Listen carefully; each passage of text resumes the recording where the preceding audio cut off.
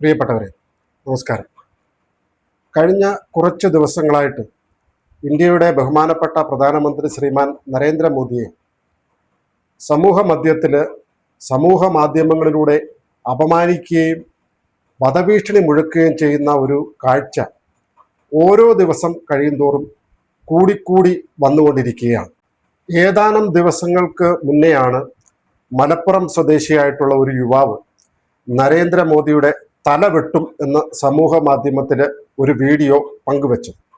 പിന്നീട് പോലീസ് അയാൾക്ക് മാനസിക രോഗമുള്ള ആളാണെന്ന് പറഞ്ഞു. അതവിടെ നിൽക്കട്ടെ.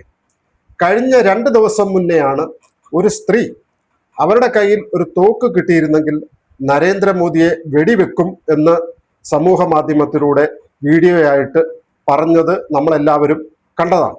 ഇപ്പോൾ അതിലെ ഏറ്റവും ഒടുവിലത്തെ സംഭവമായിട്ട് ഇന്ന് മേക്കപ്പ് ആർട്ടിസ്റ്റും, അതായത് സെലിബ്രിറ്റി മേക്കപ്പ് ആർട്ടിസ്റ്റും ട്രാൻസ്ജെൻഡർ ആക്ടിവിസ്റ്റുമായിട്ടുള്ള ജാൻമണി അവര് ഒരു യൂട്യൂബ് വീഡിയോയ്ക്ക് നൽകിയ അഭിമുഖത്തിൽ പ്രധാനമന്ത്രിയെ മാത്രമല്ല അദ്ദേഹത്തിൻ്റെ അമ്മയെയും കുടുംബാംഗങ്ങളെയും അപമാനിച്ച ഒരു വീഡിയോ പുറത്തു വന്നിരിക്കുകയാണ്. ഈ വീഡിയോ നമ്മൾ കാണുന്ന സമയത്ത് ചില കാര്യങ്ങൾ മനസ്സിലാവും. അതേപോലെ ഇവർ പറഞ്ഞതിലുള്ള കുറ്റകൃത്യങ്ങളും നമുക്ക് മനസ്സിലാക്കാൻ വേണ്ടിയിട്ട് സാധിക്കും.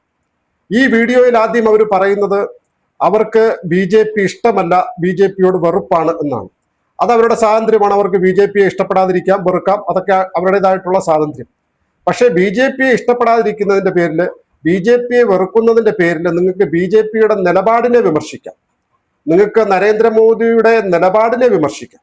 പക്ഷേ അതിൻ്റെ പേരിൽ നിങ്ങൾക്ക് രാജ്യത്തിൻ്റെ പ്രധാനമന്ത്രിയെ അപമാനിക്കുവാനും അദ്ദേഹത്തിൻ്റെ അമ്മയെ അപമാനിക്കുവാനും കുടുംബാംഗങ്ങളെ അപമാനിക്കുവാനുമുള്ള അവകാശം ആരും തന്നിട്ടില്ല. നരേന്ദ്രമോദിയെ സംബന്ധിക്കുന്ന വിഷയങ്ങളൊക്കെ തന്നെ എന്ത് കാര്യമായാലും ഇന്ന് സമൂഹ മധ്യത്തിൽ ലഭ്യമാണ്. നമ്മളുടെ വിരൽത്തുമ്പിലുള്ള മൊബൈൽ ഒന്ന് നോക്കിയാൽ നമുക്ക് ആ വിവരങ്ങളൊക്കെ മനസ്സിലാക്കാൻ വേണ്ടിയിട്ട് സാധിക്കും. അങ്ങനെ ഇരിക്കുന്ന ഒരു കാലഘട്ടത്തിലാണ് ഇവര് ഇത്തരം പച്ച നുണകൾ പറഞ്ഞു വിടുന്നത്. ഇവരെന്താണ് ഈ വീഡിയോയിൽ പറയുന്നത്? ഇവർ ആദ്യം പറയുന്നത് 1947 നരേന്ദ്രമോദിയുടെ അച്ഛൻ മരിച്ചു, 1950 നരേന്ദ്രമോദി ജനിച്ചത്. അപ്പോൾ 3 വർഷം നരേന്ദ്രമോദിയുടെ അമ്മ എങ്ങനെ ഗർഭിണിയായിട്ടിരുന്നു? അപ്പൊ ഇദ്ദേഹത്തിന്റെ അച്ഛൻ ആരാണ്? ഇതൊക്കെയാണ് ഒരു വീഡിയോയിൽ അച്ഛൻ ആരാണെന്ന് കണ്ടുപിടിക്കട്ടെ എന്നൊക്കെയാണ് ഇവർ ഈ വീഡിയോയിൽ പറയുന്നത്. ഒന്ന് നോക്കൂ, നരേന്ദ്രമോദിയുടെ അച്ഛൻ ദാമോദർ ദാസ് മൂൽചന്ദ്,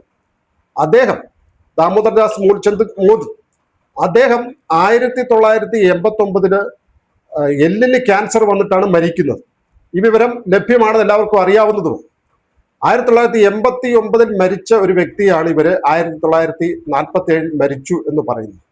അപ്പോൾ ഒന്നാമതായിട്ട് ഇവർ ചെയ്യുന്ന കുറ്റകൃത്യം എന്ന് പറയുന്നത് ഇന്ത്യയുടെ പ്രധാനമന്ത്രിയുടെ പിതൃത്വത്തെ ഇവർ അപമാനിച്ചു, ചോദ്യം ചെയ്തു.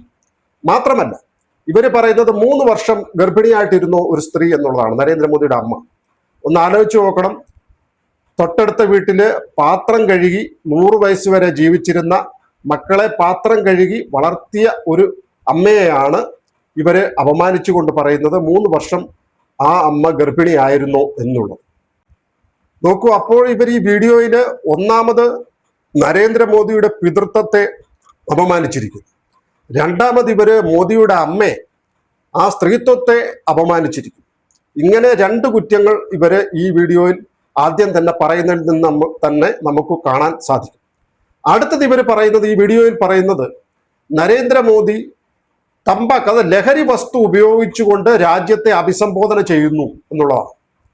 ഒന്ന് ആലോചിച്ച് നോക്കൂ, ഒരു വ്യക്തി, ലഹരി ഉപയോഗിക്കാത്ത ഒരു വ്യക്തി ലഹരി വസ്തു ഉപയോഗിച്ചുകൊണ്ട് രാജ്യത്തെ അഭിസംബോധന ചെയ്തു എന്ന് പറയുമ്പോൾ ആ വ്യക്തിയെ അപമാനിക്കുന്നു, അയാളുടെ അഭിമാനത്തെ ചോദ്യം ചെയ്യുന്നു.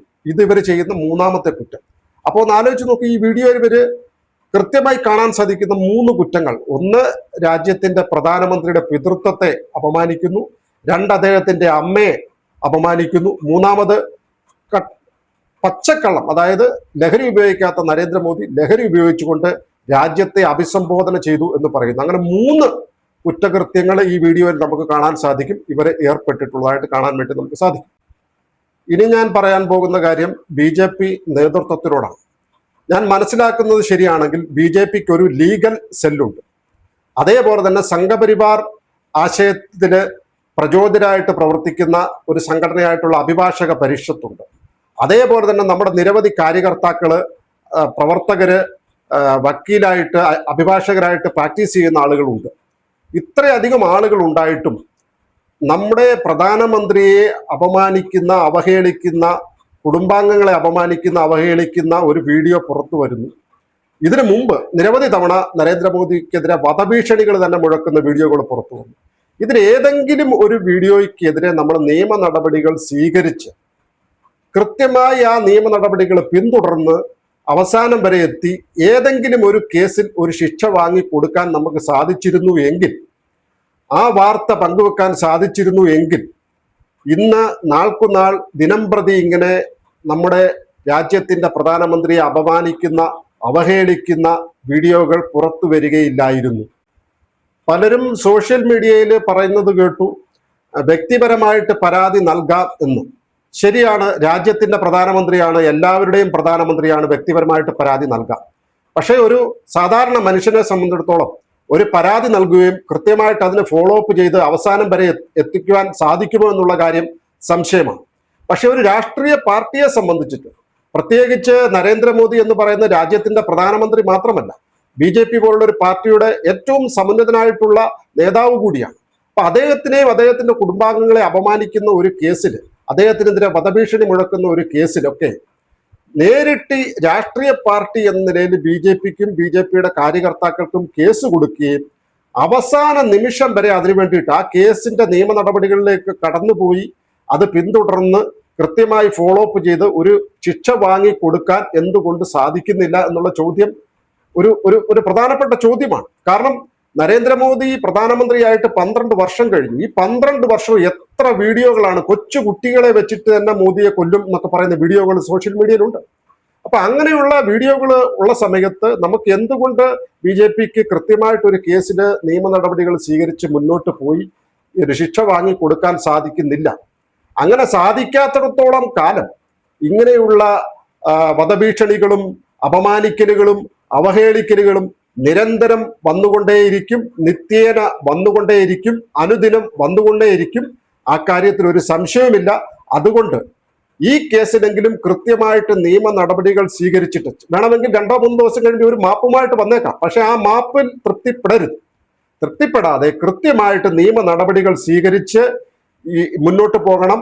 അങ്ങനെ സമൂഹത്തിന് മാതൃകയായി, പ്രധാനമന്ത്രിയെ അവഹേളിച്ചാൽ, അപമാനിച്ചാൽ ഇതാണ് അവസ്ഥ എന്ന് സമൂഹത്തിന് മാതൃക കാണിച്ചു കൊടുക്കുന്ന ഒരു സംഭവമാക്കി ഇതിനെ മാറ്റണം, ഇതിന്റെ നിയമ നടപടികളിലൂടെ എന്നാണ് എനിക്ക് പറയാനുള്ളത്. അല്ലെങ്കിൽ ഇത് വീണ്ടും ഓരോ ദിവസവും കൂടിക്കൊണ്ടിരിക്കും, വന്നുകൊണ്ടിരിക്കും, അനുദിനം കൂടിക്കൊണ്ടിരിക്കും എന്നുള്ള കാര്യത്തിൽ യാതൊരു സംശയവുമില്ല. നമസ്കാരം.